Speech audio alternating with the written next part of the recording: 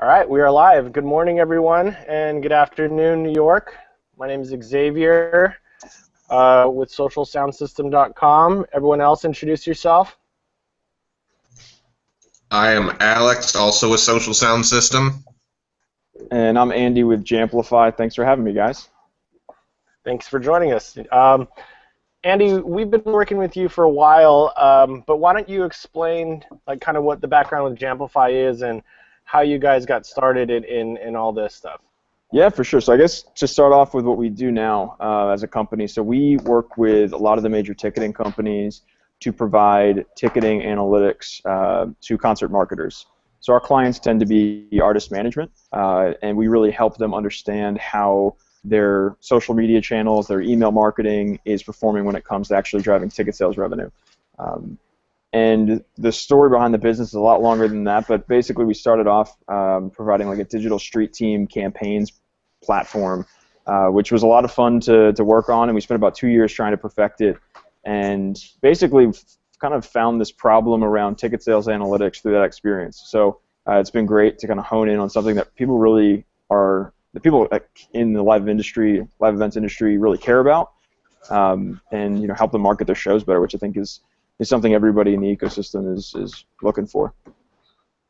Yeah, I mean that's I think how we initially started was we were doing these kind of street team shared enter to wins, and for each ticket that people would sell or get people to click on, then that would they'd get points and drive awareness for our shows, and then those fans could earn tickets, And then you're right, we're kind of like, well, wait a minute, like those tickets, knowing that we sold a ticket is valuable, Yeah, for sure. Apparently, you need to do that to have a successful show. Well, it's funny if you're analyzing how fans are able to sell tickets, you can do the same thing for email marketing or for Facebook marketing. That's basically what we did. We just kind of refactored what we had already built for a broader use case, which I think is much more valuable to people when you're marketing shows. It's great to be able to activate fans and get fans to share and so on, but there's a lot of different ways you can do that. And there's some other great platforms out there that people have built to kind of empower fans and to get fans to share and talk about shows. But when it comes to ticketing analytics, there's really not that much that people have at their disposal. So we've really tried to focus on that, which has been fun. Yeah. So yeah, I think let's kind of segue into there. I mean, so basically ticketing analytics is what has allowed us to, partner with Jamplify, and we kind of use that for all of our different sites and onlines. What kind of bands or management companies are using your platform? We're an independent. We run all our own marketing, all of our social media, all of our advertising, everything. But there are Yeah, sure. Sorry, I cut out there for a little bit. Yeah, so the companies we're working with, I mean, obviously you guys are definitely one of our favorite clients. Working on Irations Tours has been awesome. We work with a lot of different management companies. So, Jason Aldean and Rascal Flatts are managed by a company called Spalding, Maverick, that we work a lot with. Keith Urban's team at Borman we're really close with. They're a great user of the product, and they have some new artists coming on board now, which we're really excited to work with. Complete Control Management in the electronic spaces, great customer of ours, and in electronic, Datsik, Data Life, and a bunch of other artists, DJ Shadow and some others we've worked with in the last 6 months here. And yeah, it's been awesome. I mean, the analytics product's only about a year old, maybe less. 9 months really since we deployed like an active beta version of the product. So it's been pretty early days for us in terms of getting it out there, but it's been really exciting how much people are jumping on board. And is it primarily like the artists or management that's coming to you direct and kind of coming across it and saying, wow, look at this, like, why haven't we been using this before? Or is it like word of mouth, or how's? Yeah, well, we do a lot of outreach ourselves, just trying to get people to become familiar with Jamplify and also become familiar with how important data is. I think that's something where some of the more progressive management companies and digital marketing agencies like yourselves understand it on day one. We walk in the door with our product and they're like, oh my gosh, I've been looking for something like this for years. I've really been trying to understand how our customers buy tickets and how our fans buy tickets, and I've never been able to know. And when we go into those meetings, it's kind of all high fives and everybody's really excited. But then there's other management companies where data hasn't been a topic of conversation as much, or they're not doing as much on the digital marketing side. So we walk in and it's more of a conversation about why is it important to know where your revenue comes from as a business? Why, especially when you're talking about ticket sales, where that's the #1 revenue driver for all of these artists. It's something that seems somewhat intuitive, but when you go into a company where data hasn't been a part of their decision-making processes, I think it's more of a conversation about their business and how data can help them make more money. And that's something we're doing a lot of just research on ourselves. Like you think about a show where an artist goes out on tour and they sell maybe 70% of the house. This is kind of their average take. That last 30% of tickets represents all of their profit for that show. They can actually, on every ticket they sell above that 70%, they're going to take home like 85 cents on every dollar. And Yeah, when you start walking, that's where their break-even point is, or where they hit their bonuses and stuff like that. yeah, and they're going to split that with the promoter per whatever deal they worked out. But that's really when people's eyes start to light up, and they're like, wow, I can actually really move the needle on our business by trying to sell tickets in a much more intentional way. And that's where it's really exciting for us. Now, how does just a quick summary of how does your product work? I mean, we know this platform, we're saying this, but why don't you explain how the ticket conversions work, or just the ticket links, I guess. Yeah, definitely. So for any of our clients, we set them up with an account on Jamplify, so they have a kind of a login where they can access their dashboard. And what we provide them are smart tracking links for every one of their shows. So if today you're managing an artist and the links that you're putting on their Facebook and their email and on their website are just basic ticketing links, whether it's ticketfly.com or ticketmaster.com links, instead of using those links, we provide you with Jamplify links, which you can think of like Bitly's in that they're short links. The big difference is that we have partnerships with all the on-sale ticketing companies so that we can track ticket sales that come through these links. So now when our clients are sending out an email or a Facebook post or whatever it is, we can actually tie a revenue outcome to all those different strategies. Yeah, when you guys first came out, I was kind of with this ticketing concept that, we were very much like, oh, well, we have Smart URL. We already thought Smart URL was like the latest and greatest, thing, because everyone was using Bitly before, and then the Smart URL came out, and then that was just so advanced, and now, now every ticket and tour and promo and ad campaign and email all has Jamplify links for us, Yeah. And it's been awesome to see you guys using it, because you do so many different things on the marketing side, and you're so experimental that it's so cool to see how those different strategies all work, and which ones do sell tickets. That's the big question. You're able to answer it in great ways. Yeah, Alex, why don't you kind of go over how we're using it in our day-to-day in those ad campaigns, and kind of where we're putting those ticket links and how bands can think about it. Yeah, so day-to-day, the way that we're using these ticket links is when we first get them, we take them and we populate every place that we know that we have control of our own ticket links, such as website, bands in town, splash page, band page, anywhere that we can think of. And then we put the channel tags on the end of those links as well, so we know where all of these clicks are coming from and all of these sales are coming from. We'll do the exact same thing for all of our different advertising campaigns and break out our channel tags by that. So we will have a tag for an AdWords display or an AdWords display that's specifically targeted. You can really make up whatever channel tag you want, so you can have as much or as little data as you choose to have based on how many tags you want to implement and keep track of, which is all kept in very neat order in the back end of the Jamplify system, which helps us a lot. So yeah, we'll basically go through and find every single place that we can put these links within our own sites and properties that we own, or our advertisement campaigns. And we can use this in conjunction with even Google Analytics per se, because we know that most of our sales most of our sales for some sites or some shows come through our website. We can take that website referral traffic and trace it back even farther and see where some of these people are coming to from our website, and use analytics in conjunction with Jamplify and even get further refined data. Yeah.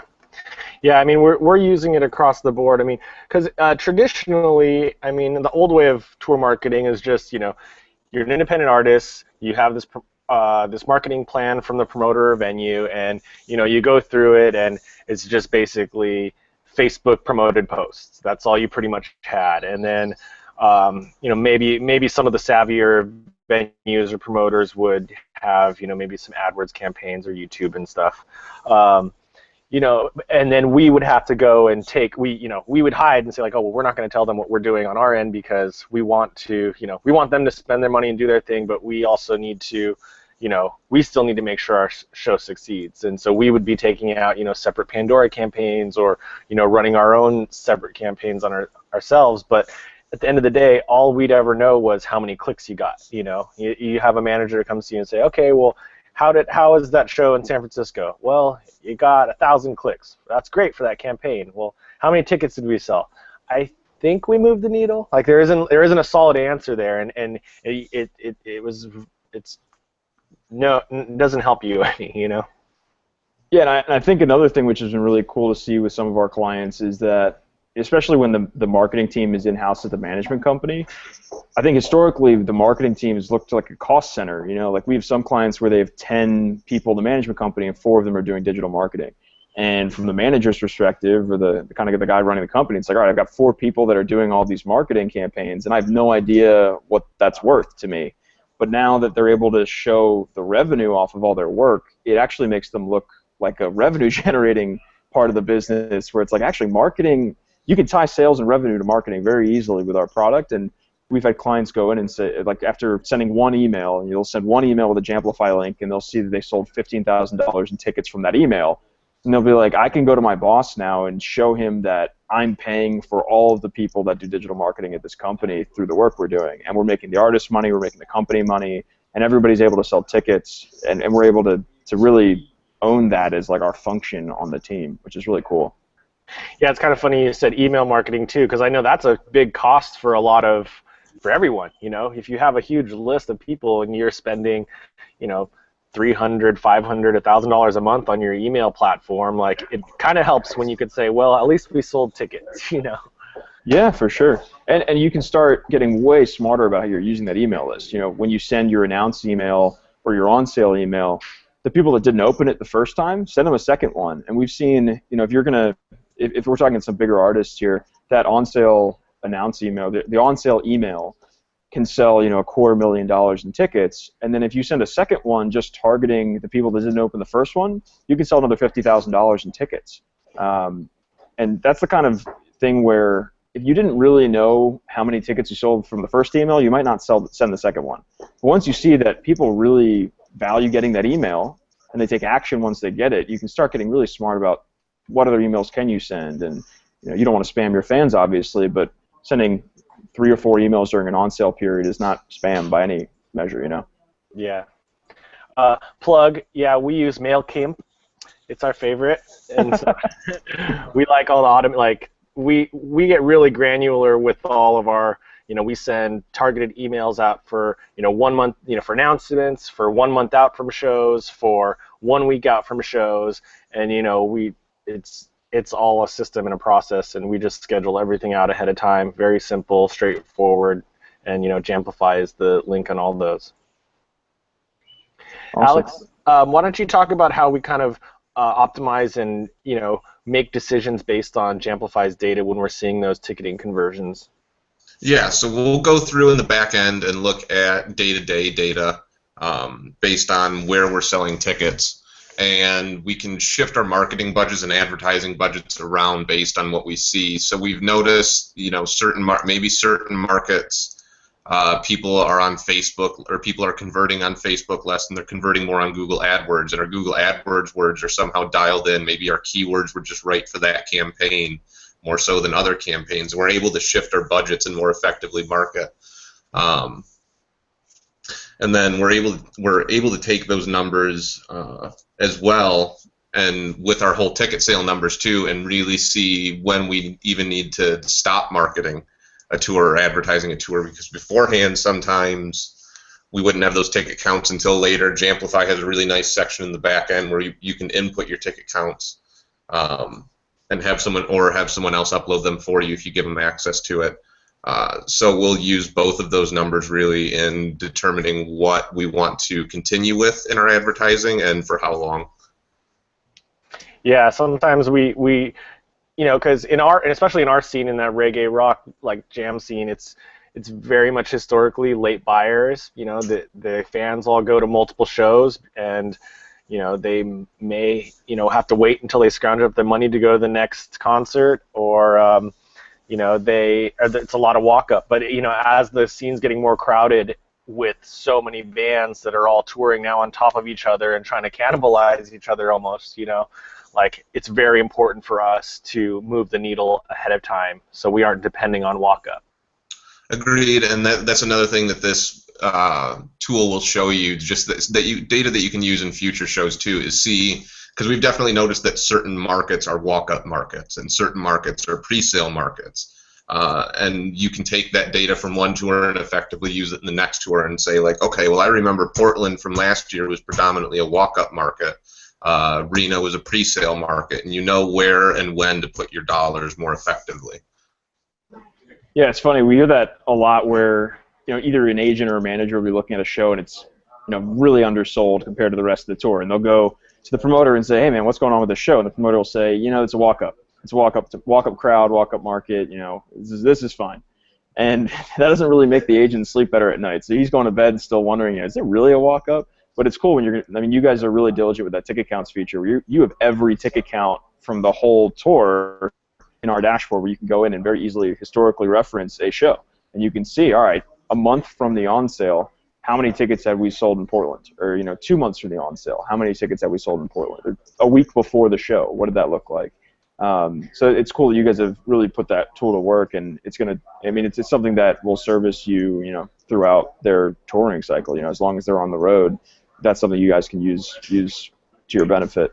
You know what's kind of funny is that's like, it's just not a feature. That's something that a lot of artists or managers have to do on their own. Like you have to. I know some managers who have, you know, gone through Apple FileMaker Pro and set up their own network and created all their own ticket count systems. But it's a whole process that not everyone knows how to do, and be able to access and say, okay, how did we do this last tour when we played this last market? Like even, you know, William Morris has a really nice, you know, back end, but you know, for managers to go in and kind of see ticket counts, but it's, you know, even then, like all the booking agencies are pretty limited in that scope. You know, it's not just like I can't just go in there and click a button and see what shows I want to see. You know, yeah, for sure. You know. Yeah, we're working with some agencies on some really cool stuff on the ticket count side of things. You mentioned William Morris has that system. A lot of the other agencies do, where they have, you know, this huge data set of all of these ticket counts from all their shows, and they don't put it to work really. I mean, there's so much value in that, and understanding how different markets perform for different genres and how different venues perform versus each other and so on. So yeah, we're definitely interested in that also. Yeah, it's like you have to like manually ask and say, hey, can I see, you know, how are we doing compared to last year? I can't just like pull up something and say, oh, well, here's how we were doing, you know. Cool. Yeah, I guess, Alex, do you have anything to add on like the ticket count side? Yeah, I mean, we do everything once a week. Like Alex was saying, we update once a week. We go through every Sunday night, and we update our tour budgeting doc. We have everything. Google spreadsheets are our best friends. Mm-hmm. And everything's organized in there with formulas broken down per channel, you know, with, you know, budgets, spend, conversions, ROI, and we can kind of analyze and see per show where is working, and that, you know, that's every Sunday night we do that, so that Monday we can say, okay, where we need to move budgets, what's slowing down, what can we do, you know. That's cool. Do you guys have an example of a specific like campaign in a specific market or an ROI that you saw on something where you were just totally surprised, or it really helped you move the needle on that show? Alex, maybe like the Oakland show we just had for this tour. I mean, that was our biggest show in the Bay, headlining show ever, you know.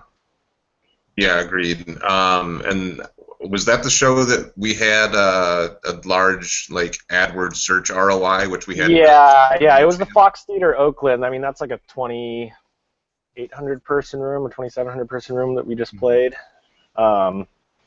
And I think Alex was saying, you know, we were seeing some. Yeah, it was a ridiculous ROI. Like, so we're like, okay, let's just dump, you know, leftover budget into there and try and, you know. Yeah, no, it was an ROI of over like 25 on that one specific channel. Wow. what we were spending on ads and what we were returning. So yeah, we were able to say like, okay, well for that campaign, that's obviously working. So let's take the budget out of Twitter because that's not working. Apparently, people in Oakland aren't on Twitter as much. They're all searching Google. And shifted our budget there, and we were able to do really well at that show. What are some kind of, like, Alex, generalizations that we kind of see when we're looking at these different channels, like that Jamplify has helped us visualize? Like you're saying AdWords, sometimes, it's just that search. Obviously displays. Google's come out and said display banners just, they know there's faults in them. We kind of should, yeah, to say the least. They've said that themselves. And then. We've kind of seen with Facebook, it generates a ton of engagement as like clicks and shares and stuff like that, but the ticket, right, I would say, Alex, the tickets aren't really moving there. It's kind of just a general awareness. Yeah, the tickets don't move as fast on Facebook, and they definitely don't move on Twitter. We've seen Twitter is usually one of our lowest conversion channels. So typically what we'll do with Twitter is we'll typically, as opposed to actually promoting the show on Twitter and putting advertising dollars behind that, we'll usually promote contests towards the end of it and put our money into that. And the contest will have we'll have yeah, exactly. We'll have the Jamplify link in there, so it'll be like retweet to wins or share this image type thing, so that we're activating them to hopefully win tickets, but not just in there buy. We're trying to let them know we're trying to give you stuff. Yeah, we find if it's more of an engagement channel than it is a conversion channel, then we try and put our advertising dollars into engagement campaigns. And the engagement campaigns happen to have our ticket link in them, but that's more for reach more than it is conversions right off the bat. So we'll do that with channels like Twitter. That's really cool. What kind of strategies do you guys find work on Facebook? We do a lot of unlisted posts.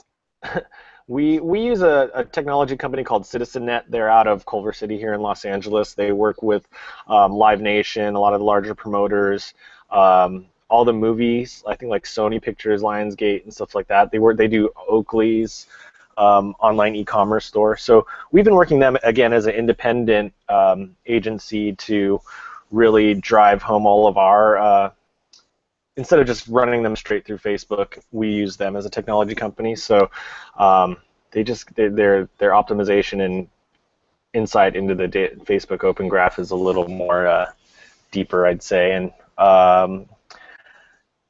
Alex, and then what else do we use for Facebook? I mean, we do a lot of. I guess I'll let you. Yeah. Facebook, I've seen generally, at least for concerts, that link posts tend to do a little bit better than photo posts, which is kind of the opposite of what we've seen in Twitter, where Twitter cards don't work as well as actual tweets, because they look very similar and function very similar. Where you have like an image with the caption and the website link, you've all seen them before on Facebook. It's a bit more of an official ad versus like a post that you put money behind. And we get a lot more clicks on those, and whether or not that's due to the fact that when you actually click the image on a link ad, it doesn't open up the image, it opens up the link, versus most people are used to, on Facebook, clicking on a photo and then just so that they can blow up the photo. So there's the... and they're not looking at the description, even if you put the link in there. Yeah. So we've seen that those usually work better. Closer to the show is usually a lot better than a month out. In terms of engagement and in terms of ticket sales, that's typically how it is across the music industry in general. For smaller touring bands, people make their decisions at the last minute. We also do same thing with, like you're saying, with Twitter, is we do contests and we put those into our promoted posts and ads. So we do a lot of like and tag a friend in the comments, and we'll pick someone the next day at noon to win a pair of passes or VIPs or what have you, because that's the same way. You're just trying to raise awareness. They'll, if I tag Alex in a photo, he's going to get a notification. He's going to go see what it is. He's probably in that local market because that person's going, hey, come to the show with me. If I win tickets, let's go. And then, of course, there's always a ticket link in there, Yeah, and we always make sure to target, do all of our targeting within the Facebook post, the post targeting itself, and newsfeed targeting, because if we're doing all of these posts all the time, they'll get cluttered on our page if you don't do that type of targeting. So that's one other important thing to make sure that you do. Another interesting, well, maybe not necessarily interesting, but another thing that we... If it's not interesting, I don't want to hear it then. Another item that we've seen from Jamplify's back end that we didn't really know as much before. We kind of had an idea, but band listing or concert listing sites like Bands in Town. Bands in Town is probably our highest conversion channel that we've found, more than paid advertising, almost more than our own website. So these are very, very important tools to continue to use as artists, such as Bandpage, Songkick, Bands in Town, Artist Data. Any site listing tool that you can use, we found really has a huge impact on ticket sales. Yeah, and I'll say we've seen that the Bands in Town mailer as well is actually a pretty strong promotional tool. I know it's a paid product, but it does drive ticket sales. And we're planning on doing a case study with them around that just to showcase that as a marketing channel, because it definitely moves the needle. Yeah, we have a lot of friends over at Bands in Town. Funny thing is, we were the very first people to ever install their artist platform anywhere. Oh, that's awesome. So we installed it with Slightly Stupid and Iration, and we helped them develop out that platform. And as you can see the difference between their artist platform and their versus Songkick. Songkick is very much a fan side of things. Like fans love Songkick, but artists and managers love Bands in Town because of the controls and the ease of listings and stuff. Yep. Yeah, and it's and like so we've been using it since the beginning. I mean, I think Iration has 100,000 people tracking them on Bands in Town. So if that's pretty interesting if you put that into perspective, comparing Twitter followers and Instagram followers, and even Facebook has 200,000 fans. So that's 100,000 people they could reach direct through those emails, through those targeted campaigns.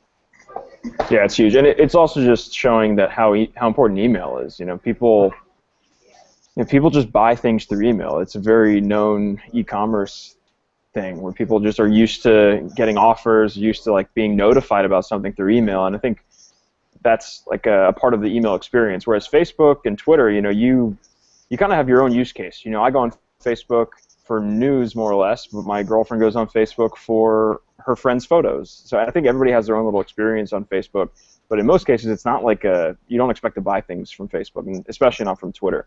But I think email it is that kind of a platform, and that's where Bands in Town and Songkick and those kind of notification platforms really excel. Yeah, why don't Alex was talking about Facebook and the publishing and targeting. One of the new tools you guys are rolling out is like a publishing platform, and you want to discuss that and how you're trying to help streamline that process for bands and artists. Yeah, for sure. And I can let's see if a screen share is easy to do with Google Hangouts. I can walk you guys through it. But just for some backstory, so we have a client that's a marketing agency, and they were telling us that they have 40 different artists that they do marketing for, and that for each of these artist tours, they will schedule 5 geo-targeted Facebook posts per show.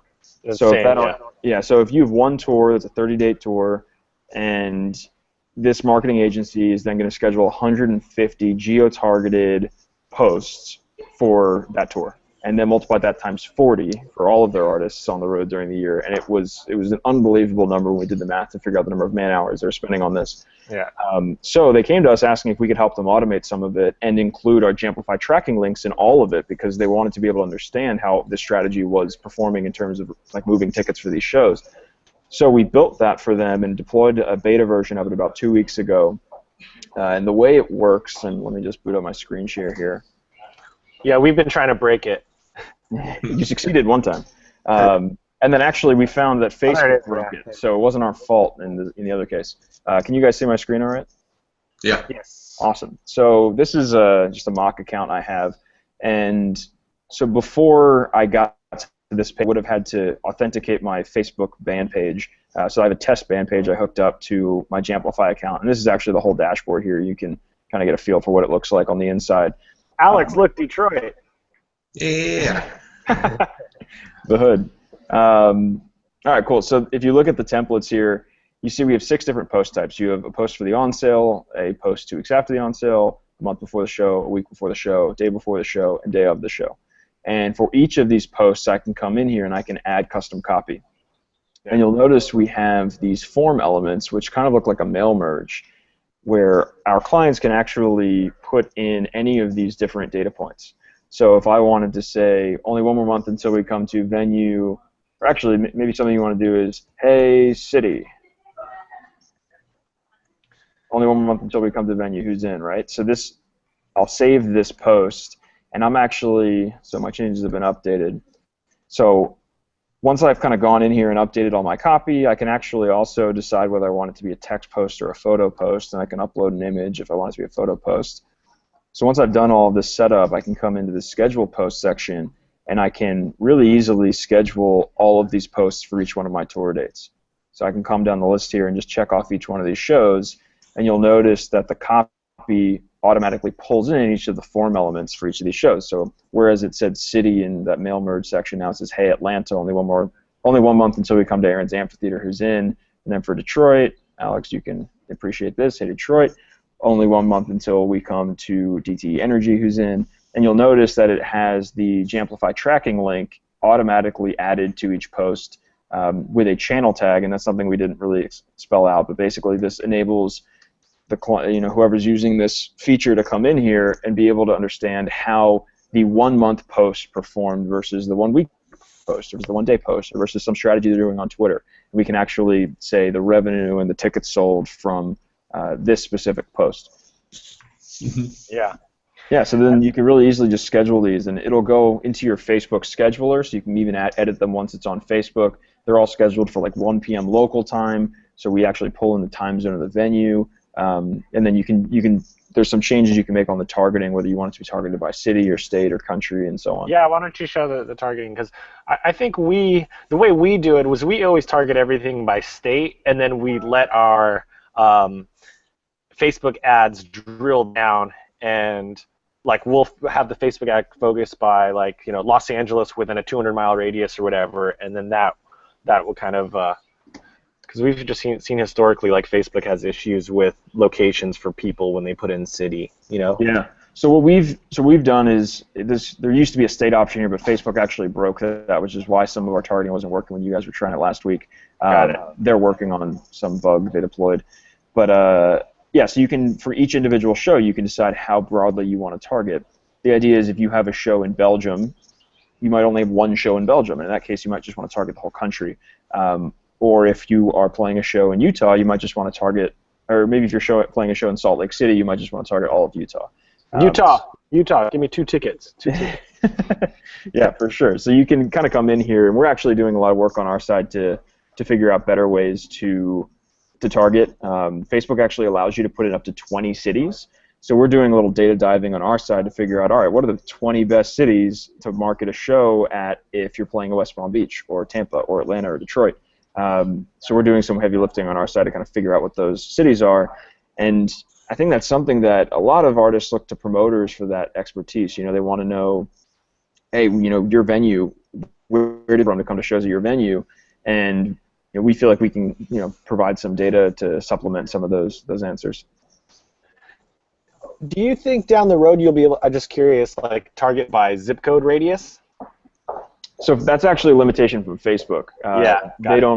They say you need to specify the names of the cities or the Facebook codes of the cities. You can't say I want every city within 20 miles of this city. And I think the reason they limit that is you can do that with paid posts. You can't do that with unpaid posts. So I think they kind of want you to, if you really are trying to get that granular, to use their paid product.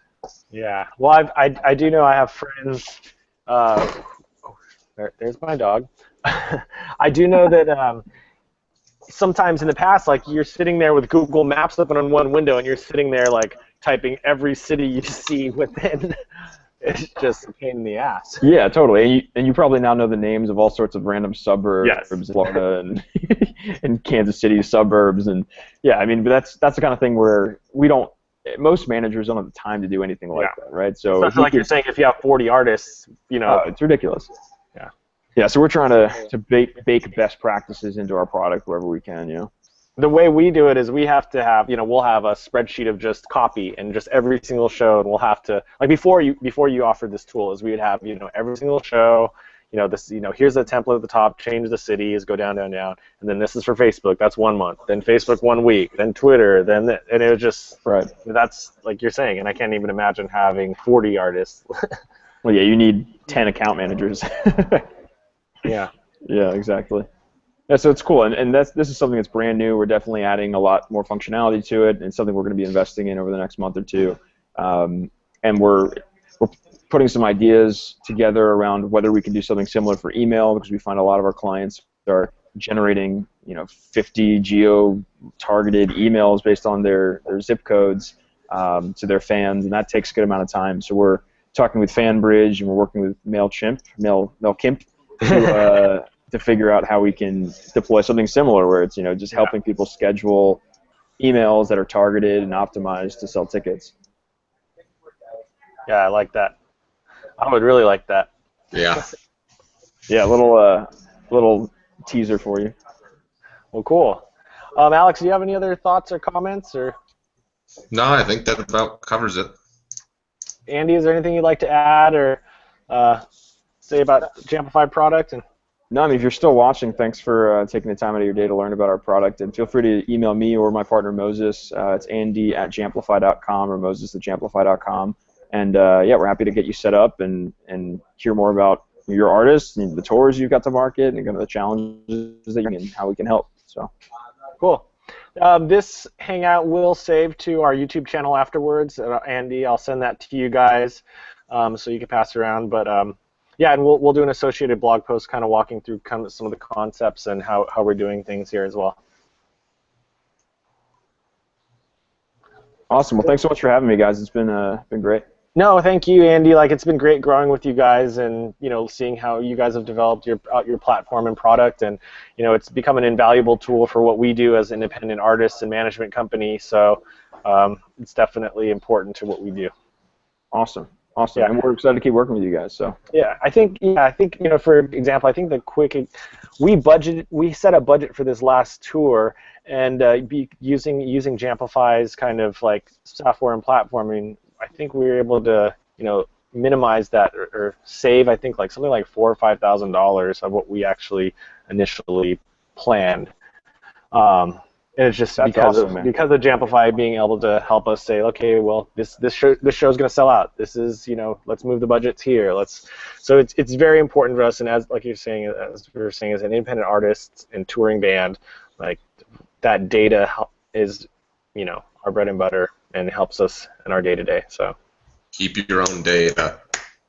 Yeah. What was that, Alex? He said keep your own data. That's the gist of this, and the message to all artists is own your data. Yeah, right. Yeah. Well, I appreciate your time, and I appreciate the hangout, and we look forward to continuing working with you. All right, guys. Have a good weekend. I'll talk to you later. Thank you. Bye.